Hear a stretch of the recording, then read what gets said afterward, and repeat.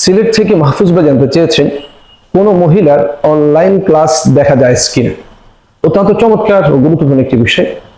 এই আধুনিক যুগে এসে আলহামদুলিল্লাহ আমরা মোবাইল দিয়ে যেমন উপকৃত হচ্ছি, তার চেয়ে হাজার লক্ষ কোটি গুণ ক্ষতিগ্রস্ত হচ্ছে। এক্ষেত্রে উপকারের একটি মাধ্যম হলো যে অনলাইনের মধ্যে দিয়ে আমরা বিশেষ করে অনেক কিছু ক্রয় বিক্রয় করতে পারি, এর সাথে সাথে পড়াশোনাও করতে পারি। এই যে চাকরিরত থাকে এই অবস্থাও কিন্তু আমরা মোবাইলের মাধ্যমে বিভিন্ন ক্লাস করতে পারি। সেক্ষেত্রে ভাই যে বিষয়টি জানতে চেয়েছেন যে অনলাইনে মহিলাদের ক্লাস নেওয়া যাবে কিনা। মনে রাখবেন সূরা নূরের মধ্যে যে আসছে ওয়াকুল্লিল মুমিনিনা ইয়াগুদ্দু মিন আবসারিহিম ওয়া ইয়াহফাযু ফুরুজাহুম যালিকা আযকা লাহুম ইন্নাল্লাহা খাবীরুম বিমা ইয়াসনাউন।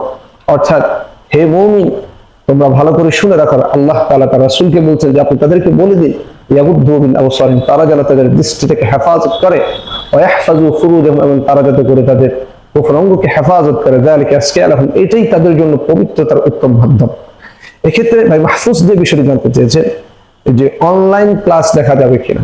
মনে রাখবেন মহিলার ক্লাস যেহেতু উনি যদি আপনার টিচার যিনি থাকবেন, উনি যদি ক্লাসে সরাসরি বেপর্দা অবস্থায় আছে, অবশ্যই সেটাকে শরীয়ত দেখা জায়েজ দিবে না।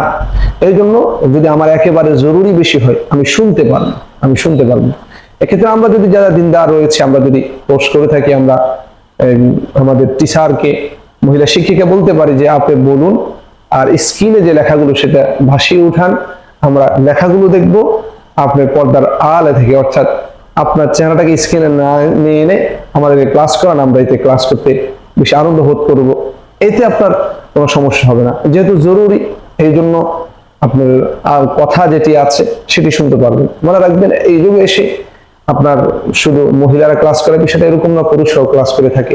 আমরা চেষ্টা করব যদি মহিলার বিপরীত থাকে তাদের কাছে ক্লাস করানোর জন্য, আর যদি মহিলার ক্লাস ধরতেই হয় তাহলে অবশ্যই আমাকে শোনা যাবে। এই দেখা শরীয়ত আমাদেরকে জায়েজ দিচ্ছে না, জায়েজ নয়।